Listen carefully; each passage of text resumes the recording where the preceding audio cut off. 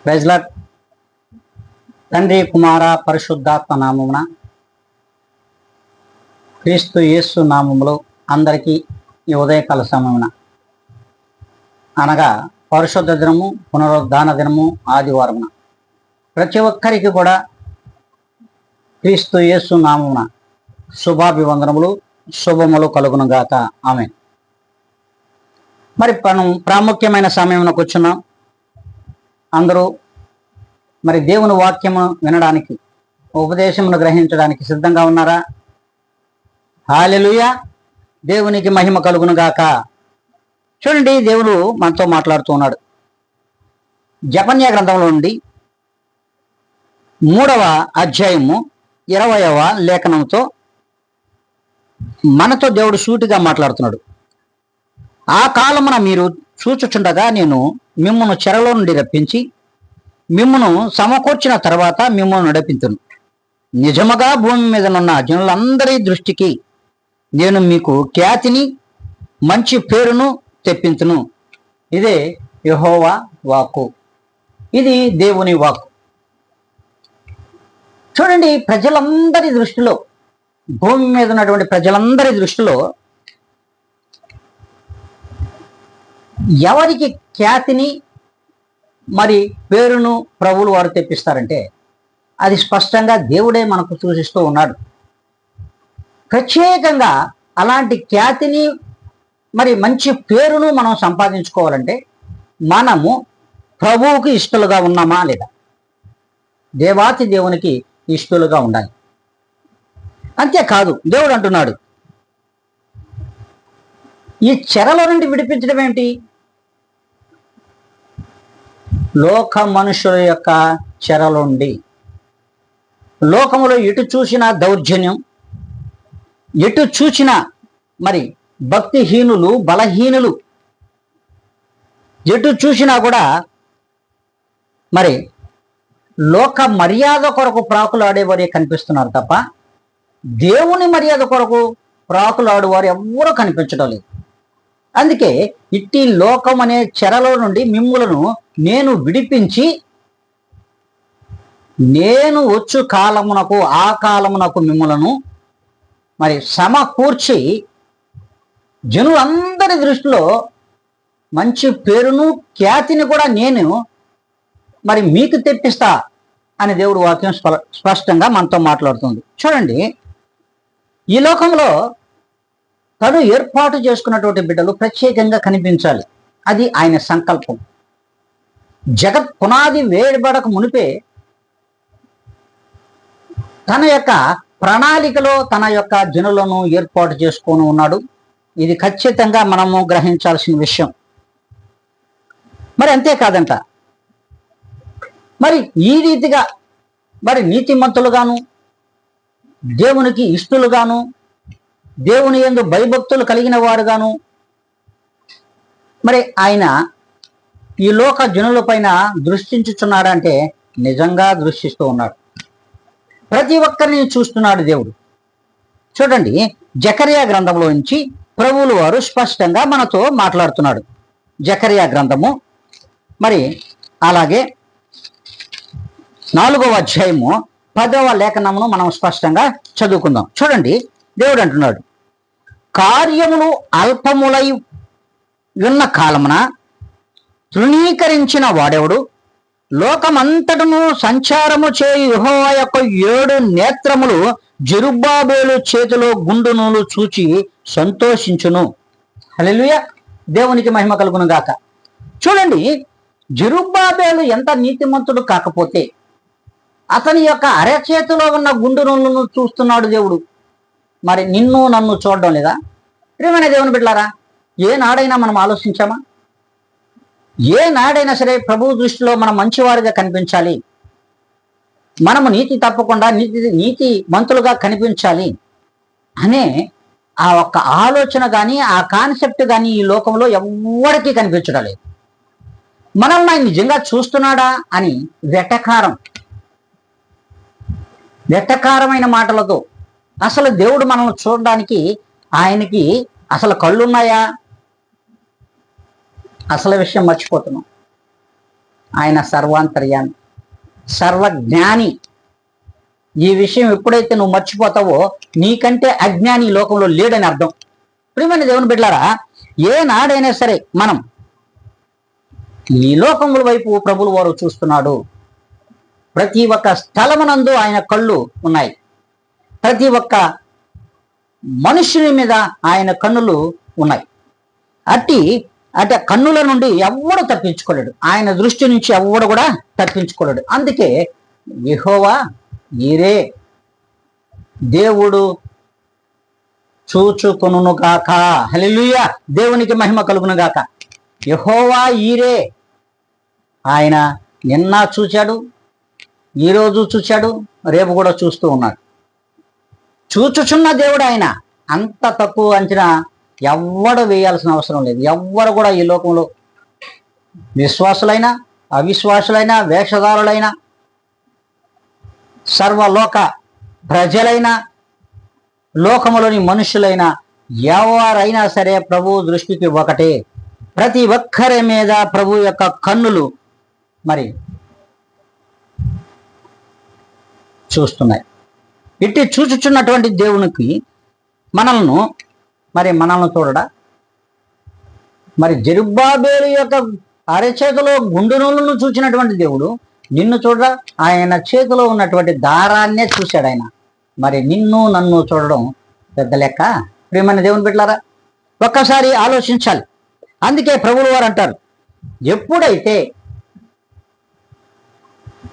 ప్రభు యొక్క ఉపదేశమునకు లోబడి అట్టి మాటలు విని వాటిని ఎవరైతే అంగీకరిస్తారో వారు బుద్ధి గలవారు.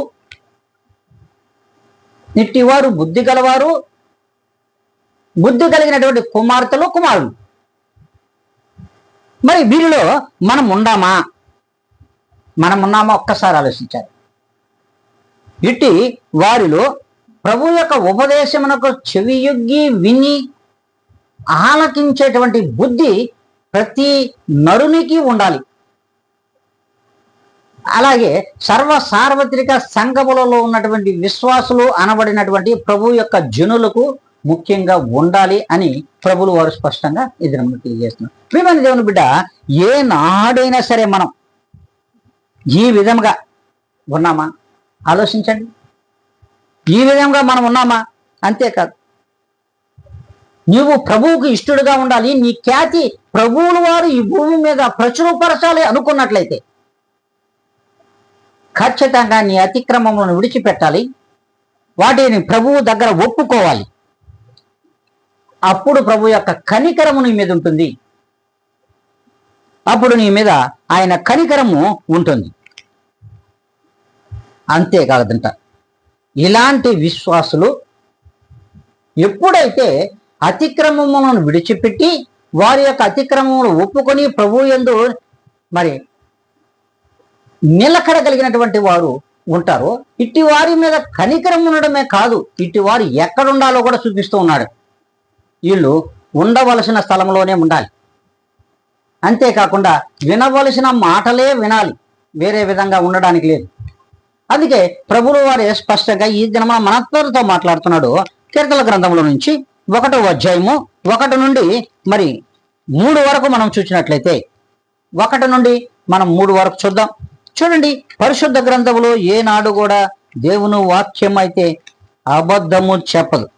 మనమే ఈ లోకములో అబద్ధీకులము, మనమే ఈ లోకములో అన్యాయస్తులము, మనమే అవిధేయత కలిగినటువంటి జనముగా ఈ లోకంలో బ్రతుకుచుండగా ప్రభువైన యేసు క్రీస్తు వారు ఈ రీతిగా ఈ లోక జనుల నుంచి నిన్ను విడిపించి సక్రమమైనటువంటి మార్గములో నిన్ను నడిపించుటకు ప్రభువుల వారు ఈ లోకానికి వేంచేశారు.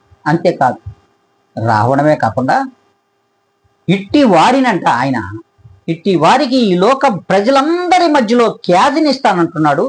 మంచి పేరును కూడా నేను తెప్పిస్తాను అని దేవుడు అంటున్నాడు. మరి అట్టి పేరు సంపాదించుకోవడానికి నువ్వు అర్హుడువా? నువ్వు అర్హురాలువా? ఒక్కసారి మనల్ని మనము ప్రశ్నించుకోవాలి. చూడండి, ఎలాంటి స్థలంలో ఉండకూడదని చెప్తున్నాడంటే స్పష్టంగా చూడండి, కీర్తనల గ్రంథము 1వ అధ్యాయము 1 నుండి 3 వరకు చదువుకుందాం. దుష్టుల ఆలోచన చొప్పున నడవక, పాపుల మార్గమున నిలువక, అపహాస్యకులు కూర్చుండు చోటన కూర్చుండక, యెహోవా ధర్మశాస్త్రమునందు ఆనందించుచు దివారాత్రము దాన్ని ధ్యానించేవాడు ధన్యుడు. అతడు నీటి కాలువల యోరన నాటబడినదై ఆకు వాడక తన కాలమందు ఫలమిచ్చు చెట్టు వలె ఉండును. అతడు చేయనదంతయు సఫలమగును. ఏ ఒక్క పని కూడా వ్యర్థం కాదు. మరి మనం కూర్చుండవలసిన చోటున కూర్చుండాలి. మనకేం అవసరం? దుష్టుల ఆలోచన చొప్పున నడవద్దన్నాడు, పాపులు నిల్చుండ చోట నిలవద్దంటున్నాడు, అలాగే అపహాస్యకులు కూర్చుండ చోటను కూర్చోవద్దంటున్నాడు. ఇలా కూర్చునే బదులు యెహోవా ధర్మశాస్త్రం నందు దివారాత్రులు ధ్యానించుట ఎంతో ఉపయోగకరం. ఎప్పుడైతే ప్రభువైన యేసు క్రీస్తును దివారాత్రుల్లో ఆయన మందిరంలో ధ్యానిస్తూ ఉంటారో ఇట్టివారు ఆకు వాడని నీటి కాలువ వారాన నాటబడినటువంటి ఆకు వాడని చెట్టు వలె నువ్వు ఫలించుట స్థిరం. అందుకే నీ ఖ్యాతి ఇప్పుడు మరి బయట రాబోతుంది. నీ ఖ్యాతి జనులందరి మధ్యలోకి రాబోతుంది. ప్రభువులో మనము ఈ రీతిగా ఉంటే, ఈ విధముగా మనం ఉంటే ఇలా ఉంటుందంట. అంతేకాదంట, ఆయన చేయనదంతా సఫలమగును.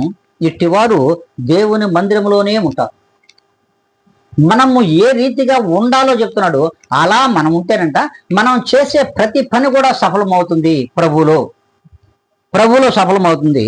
అందుకే దేవుని మందిరంలో వీరు ఉంటారు.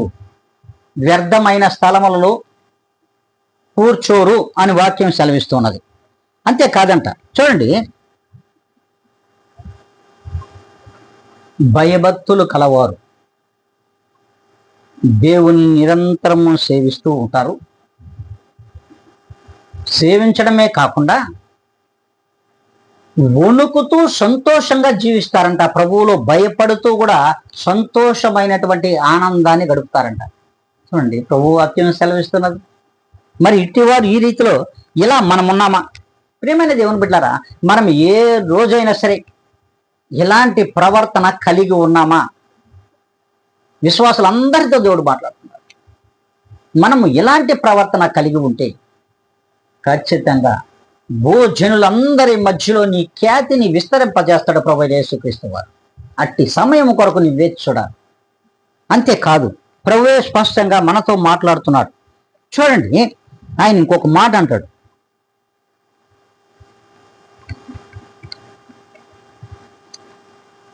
లూకా శుభవార్త మరి 2వ అధ్యాయము 25వ లేఖనంలో స్పష్టంగా దేవుడు మాట్లాడుతున్నాడు. లూకా శుభవార్త మరి 2వ అధ్యాయము చూడండి, ఎలాంటి దేవుని కృప కొరకు ఎవరో కనిపెట్టుకుని ఉన్నారో ఒక్కసారి ఆయన ఖ్యాతి చూడండి ఏ విధంగా విస్తరింపబడిందో. దేవుని కొరకు కనిపెట్టుకున్నాడు, దివారాత్రులు ఆయన కొరకు ధ్యానిస్తున్నాడు, పరిశుద్ధాత్మతో నింపబడి ఉన్నాడు. ఇక్కడ ఇద్దరు వ్యక్తుల్ని ప్రభువులు వారు స్పష్టంగా చూపిస్తున్నారు. లోక శుభవార్తలో మరి 25వ లేఖనం నుండి మనం చూసినట్లయితే, యెరూషలేమునందు షిమయోను అను ఒక మనుషుడును, అతడు నీతిమంతుడును భక్తిపరుడై ఉండి ఇజ్రాయేలీల యొక్క ఆదరణ కొరకు కనిపెట్టువాడు. పరిశుద్ధాత్మ అతని మీద ఉండెను. అతడు ప్రభు యొక్క క్రీస్తును చూడక మునుపు మరణము పొందడని అతనికి పరిశుద్ధాత్మ చేత బయలుపరచబడెను. చూడండి, ప్రభువును చూడకుండా కడు వృద్ధుడైనటువంటి సుమయోనుకు పరిశుద్ధాత్మ చెబుతున్నటువంటి మాట ఏంటో తెలుసా? ప్రభువుని యేసుక్రీస్తును చూడకుండా, లోక రక్షకుడును చూడకుండా నీవు ఏ మాత్రము కూడా చనిపోవు, నీకు మరణము రాదు అని పరిశుద్ధాత్మ తెగేసి చెప్పేసింది. ఆత్మవశుడై అతడు దేవాలయంలోనికి వచ్చాను. అంతటా ధర్మశాస్త్ర పద్ధతి చొప్పున ఆయన విషయమై జరిగించుటకు తల్లిదండ్రులు శిశువైన యేసును దేవాలయంలోకి తీసుకుని వచ్చినప్పుడు అతడు తన చేతులలో ఆయనను ఎత్తుకుని దేవుని స్తుతించుచు. చూడండి, ప్రభు అయిన యేసుక్రీస్తుని ఎత్తుకునే అర్హత మరి సుమియోనుకు వచ్చింది. ఎలా వేచి చూశాడు? కడు వృద్ధుడైనంత వరకు కూడా ఇజ్రాయేలు రక్షణ కోసం ప్రభు అయిన క్రీస్తు దేవుడు రాబోతున్నాడు ఈ లోకానికి, దేవుడు రాబోతున్నాడని ఎదురు చూసినటువంటి ఆయన్ను ఏనాడైతే యెరూషలేము దేవాలయంలోనికి ప్రభు అయిన యేసుక్రీస్తుని ఎత్తుకొని వచ్చారో తల్లిదండ్రులు మరియమ్మ యేసేపు, మరి వెంటనే పరిశుద్ధాత్మతో నింపబడిన ఆయన ఆత్మవశుడై సరాసరి యెరూషలేము దేవాలయంలోకి వచ్చేసారు. రావడమే కాదు, ప్రభు అయిన యేసుక్రీస్తుని ఎత్తుకుని ఆయన అంటున్నాడు, చూడండి, స్తుతించుచు, నాదా ఇప్పుడు నీ మాట చొప్పున సమాధానముతో నీ దాసిని పోనిచ్చుచున్నావు. ఎంత గొప్ప మద్దతు! హల్లెలూయా! ఇతని కీర్తి చూడండి, ఇతని ఖ్యాతి చూడండి, ఇతని పేరు చూడండి, పరిశుద్ధ గ్రంథములో లిఖించబడింది. అంతేకాదు, అక్కడున్నటువంటి లోక జనులందరిలో కూడా ఇతనికి ప్రత్యేకమైన పేరు పరిశుద్ధ గ్రంథములోనే వచ్చింది. లోకములో కూడా ఆయన పేరు కొనియాడబడుతుంది. ఇట్టి ఖ్యాతిని ఎవరిచ్చారంటే ప్రభువైన యేసుక్రీస్తు మాత్రమే ఇచ్చాడండి. అంతేకాదు, ఇంకొక కడు వృద్ధురాలు కూడా ఉంది. ఆమె ఎవరో కాదు, చూడండి, అషేరు గోత్రికురాలు పెనూయేలు కుమార్తె అయిన అన్న అను ఒక ప్రవక్త్రి ఉండెను. ఆమె కన్యత్వం మొదలుకొని 7 ఏళ్లు పెనిమిటితో సంసారం చేసి బహుకాలం గడించినది. 84 సంవత్సరములు వృద్ధురాలై ఉండి దేవాలయం విడవక ఉపవాస ప్రార్థనలతో రేయింబవళ్ళు సేవ చేయుచుండెను. ఆమె కూడా ఆ గడియలోని లోపలికి వచ్చి దేవుణ్ణి కొనియాడి యెరూషలేము విమోచన కొరకు కనిపెట్టుచున్న వారందరితో ఆయన గూర్చి మాట్లాడుచుండెను. హల్లెలూయా! దేవునికి మహిమ కలుగును గాక. చూడండి, ఎంతటి ఇంత దైవ సేవకురాలు ప్రవక్తి ఈమె. పెనూయేలు కుమార్తె, అషేరు గోత్రికురాలు. ఈమె కేవలం 7 సంవత్సరములు మాత్రమే భర్తతో కాపురం వచ్చేసి విడనాడి దేవుని కొరకు దేవాలయంలో ఉపవాస ప్రార్థనలతో ప్రభువు వచ్చే వరకు నిరీక్షణ కలిగి ఎదురు చూచింది. హల్లెలూయా! దేవునికి మహిమ కలుగున. ప్రియమైన దేవుని బిడ్డలారా, మనం ప్రభు రాకడ కొరకు ఎదురు చూస్తున్నామా? ప్రభు యొక్క మహిమను పొందుకోవాలని ఎదురు చూస్తున్నామా? ప్రియమైన దేవుని బిడ్డలారా, ఒక్కసారి మనం అందరం కూడా ఆలోచనలోకి రావాలి. ఏ నాడైతే మనం ప్రభువు కొరకు మనము ఎదురు చూచేవారుగా ఉంటామో, ఆయన పరిశుద్ధాత్మ కొరకు మనము పొందుకోవడానికి నిరీక్షణ కలిగి ఎదురు చూస్తామో, ప్రభువు కొరకు ప్రేరణ కలిగి ప్రభువుతోనూ జీవించగలిగినట్లయితే ఖచ్చితంగా ఆయన పరిశుద్ధాత్మ మన మీద నింపబడి ఉండగా ప్రభువు రాకడ సమయమునకు మనము కూడా వేచి చూసే ఆ యొక్క ఖ్యాతిని పొందుకోగలిగితే అది ధన్యకరమైన జీవితం. నిజం, అదే ధన్యకరమైన జీవితం. ఈ లోకంలో ఏమి తిందుమా, ఏం త్రాగుదుమా, ఏం కట్టుకుందుమా అని ప్రాకులాడుతున్నటువంటి జీవితాలు, ఈ ప్రాకులాడుతున్నటువంటి ఈ జీవితాలు దేవుని కొరకు ప్రాకులాడలేకపోతున్నాయి. ఇట్టి బ్రతుకులు ఎప్పుడు రాలిపోతాయో తెలియదు, ఎప్పుడు వాడిపోతాయో తెలియదు, ఎప్పుడు కూలిపోతాయో తెలియదు. కానీ ప్రభువు రాకడ వరకు ఆయన కొరకు నిరీక్షణ కలిగి ఎదురు చూసినట్లయితే ఖచ్చితంగా మన ఖ్యాతిని, మన పేరును కూడా విస్తరింప చేస్తాడు దేవుడు. హల్లెలూయా! దేవునికి మహిమ కలుగును గాక. అంతేకాదు, ఆయన అంటున్నాడు, చూడండి, యెషయా గ్రంథంలో ఒక మాట అంటాడు. 33వ అధ్యాయంలో, 33వ అధ్యాయము, యెషయా గ్రంథంలో 33వ అధ్యాయము 6వ లేఖనము మనకు స్పష్టంగా సెలవిస్తూ ఉన్నది.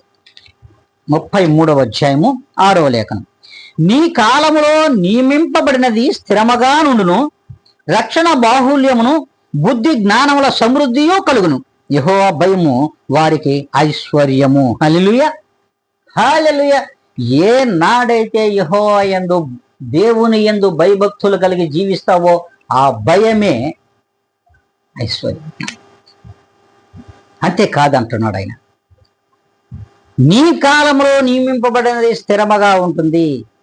దేవుని యొక్క రాకడ సమయం వరకు ఏదైతే మనము నిరీక్షణ కలిగి ప్రభు యందు భయభక్తులు కలిగి ఎదురు చూస్తున్నామో అదంట స్థిరముగా ఉంటుందంట. నీ పేరు ఎన్నడూ కూడా కొట్టివేయబడదు. అంతేకాదు, రక్షణ బాహుల్యము బుద్ధి జ్ఞానములను సమృద్ధియు కలుగును గాక. రక్షణ బాహుల్యం, బుద్ధి జ్ఞానమును, అంతేకాకుండా సమృద్ధియు కలిగి ఉండును. నీకు సర్వమును సమృద్ధిని సమకూర్చగలిగిన వాడు దేవాతి దేవుడు. ఇట్టి సమృద్ధి ఈ లోకంలో నువ్వు కలిగి ఉండాలంటే మొదట నీ భయము, నీ యొక్క భక్తి, ప్రభు మెచ్చేదిగా ఉండాలి, ప్రభు నచ్చేదిగా ఉండాలి. అట్టి ప్రభువుల వారు నిన్ను మెచ్చుకునేవాడిగా ఉండాలి, నీ యందు ఆనందించేవాడిగా ఉండాలి. మరి అంతేకాదు, ప్రభు యొక్క కృప కొరకు కనిపెట్టుకునేవాడిగా కూడా నువ్వు ఉండాలి. అటు ఉండగలిగినాడు. చూడండి, ఇలా ఆయన కృప కొరకు కనిపెట్టుకుని ఉన్నారు సుమయోను, మరి అన్న ప్రవక్త. మరి ఈ ఇరువురు కూడా ఆయన కృప కొరకు, ఆయన మహిమను చూడడానికి యెరూషలేము దేవాలయంలో కనిపెట్టుకుని ఉండడం కూడా చూస్తున్నాం. ఎత్తుకున్నటువంటి వ్యక్తుల్ని, వారి ఇరువురు యొక్క ఖ్యాతిని కూడా పరిశుద్ధ గ్రంథములో లిఖింపబడింది. సర్వ మానవాళి ఈ దినమున ఆ గ్రంథాన్ని చదువుకుంటున్నారు. ఎంత ఖ్యాతిని విస్తరింపజేశాడు అంటావు ప్రభు, ఎంత ఖ్యాతిని విస్తరింపజేశాడు మన ప్రభు, ఒక్కసారి ఆలోచించాలి. అంతేకాదు, ఇట్టి వారికంట సమృద్ధిని కలిగజేస్తాడంట. సమృద్ధిని కలుగజేయ దేవుడు ప్రభువైన యేసుక్రీస్తు వారు. అంతేకాదు, దేవుని వాక్యమే సెలవిస్తున్నది.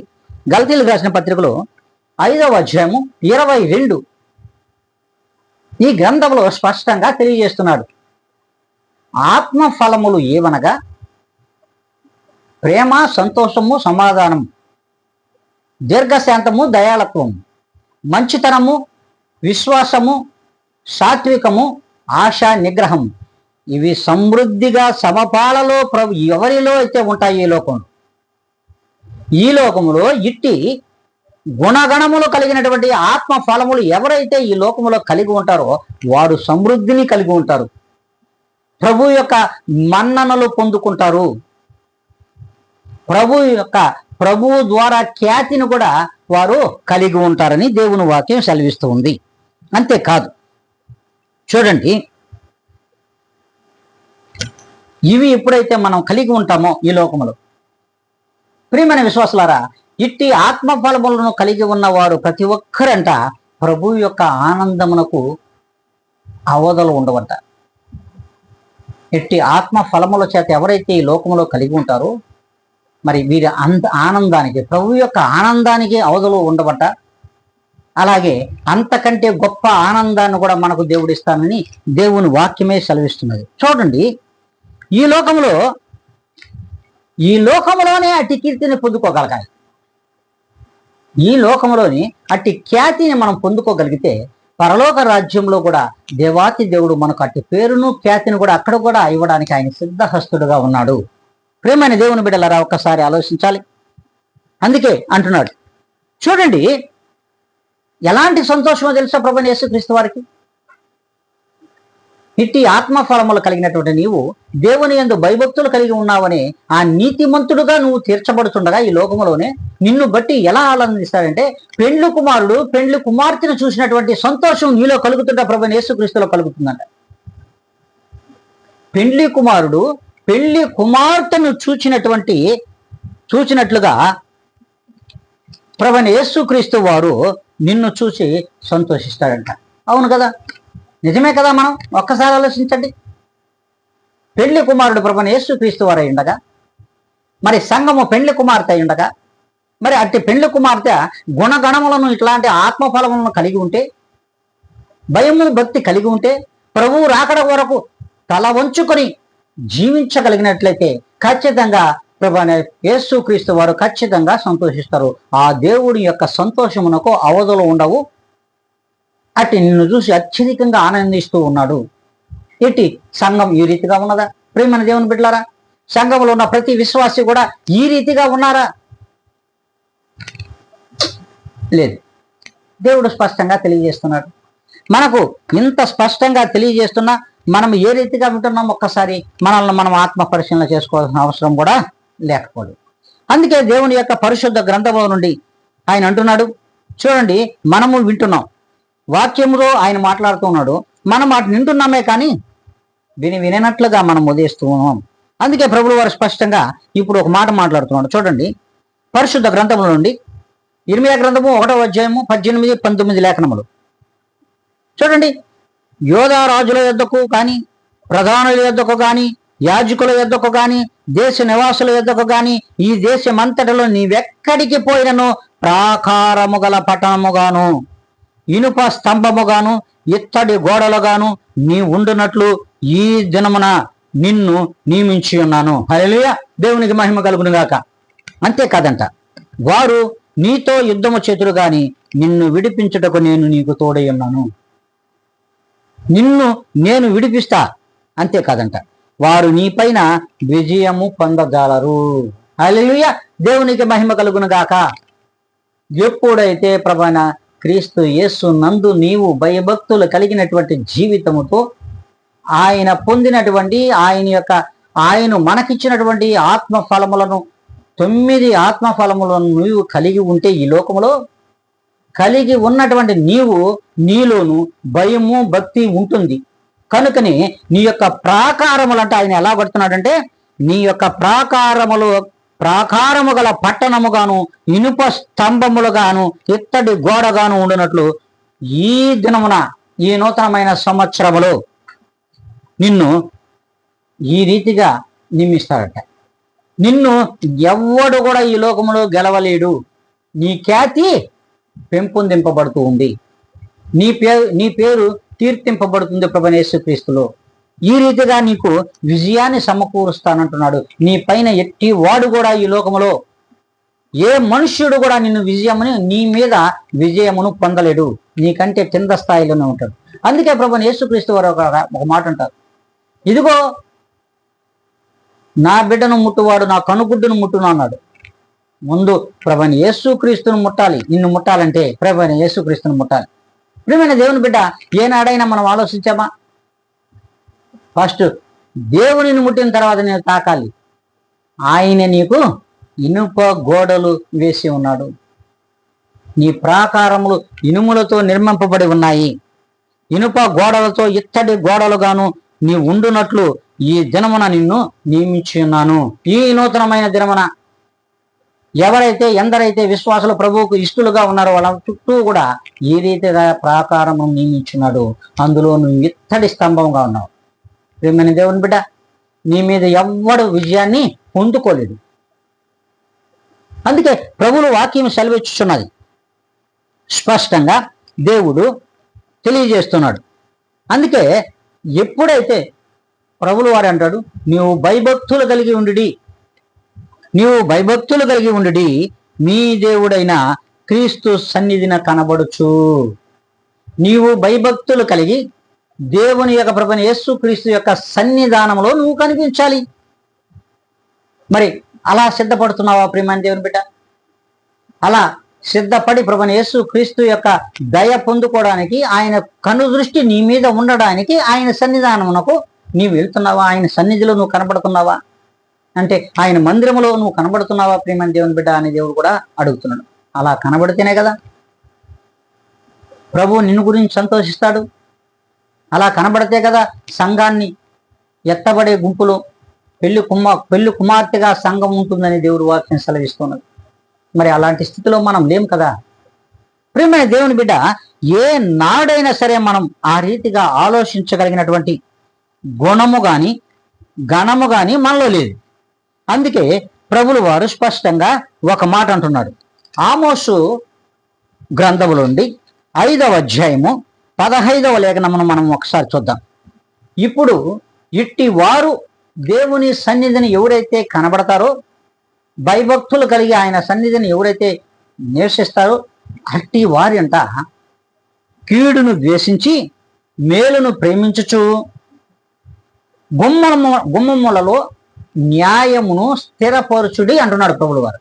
ఇట్టి వారు మరి కీడును ద్వేషిస్తారు, మంచిని ప్రేమిస్తారు.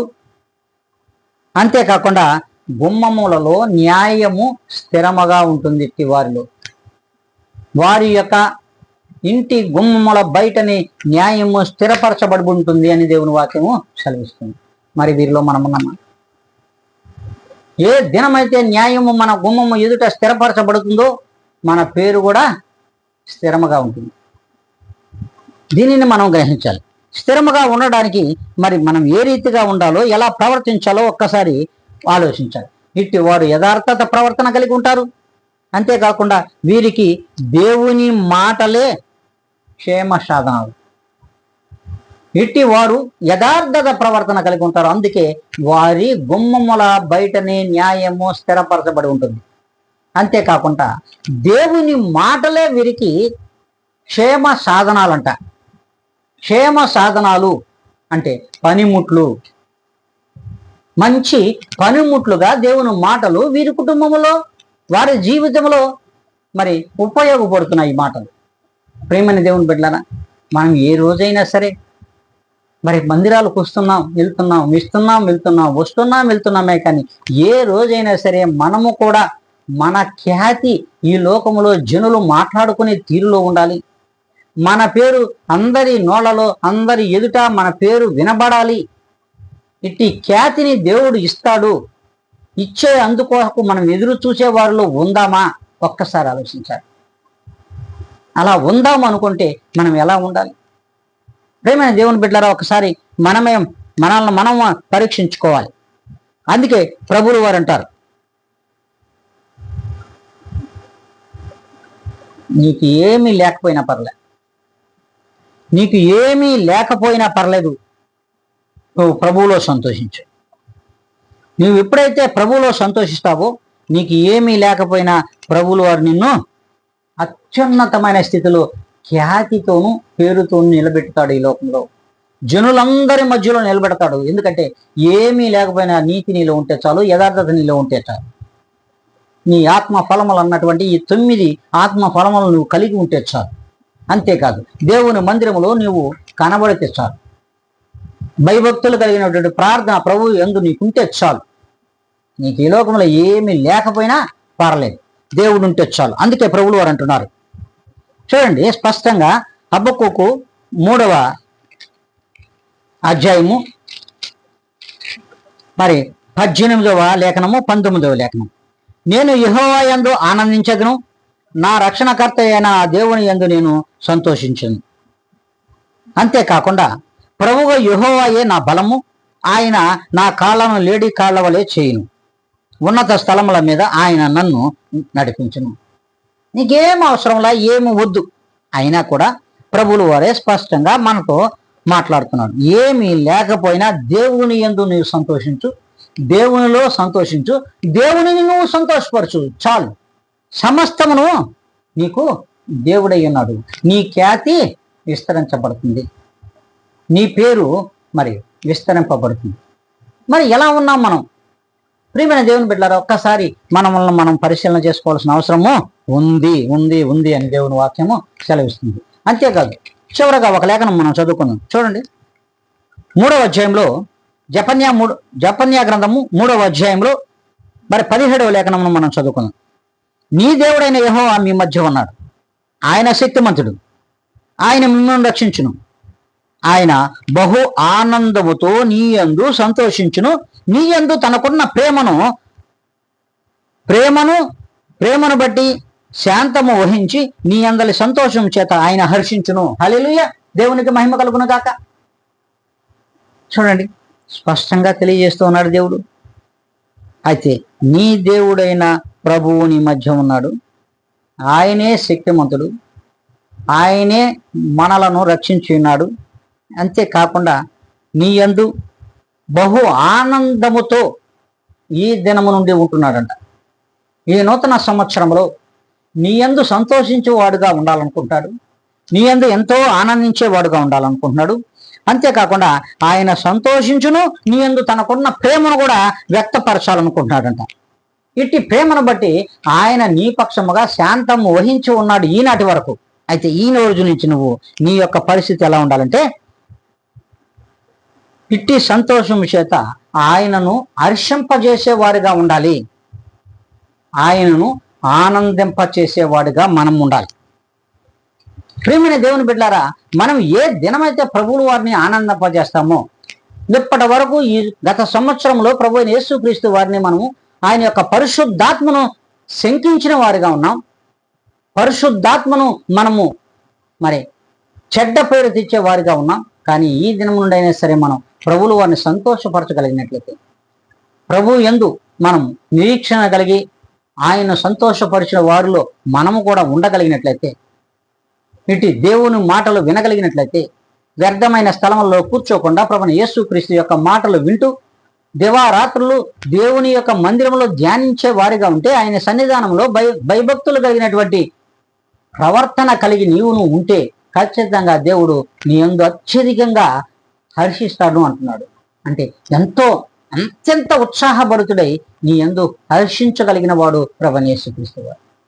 అంటే ఇట్లా ఎలా హర్షించగలిగినప్పుడు నీ ఖ్యాతిని, నీ పేరును మరి ప్రభువులు వారు స్పష్టంగా ఈ లోకములో అందరి జనుల మధ్యలో, లోక జనుల మధ్యలో నీ పేరును, నీ ఖ్యాతిని కూడా మరి మంచి పేరుతో విస్తరింప చేస్తాను అని దేవుని వాక్యం సెలవిస్తుంది. మరి ఈ రీతిగా మనం ఉందామా?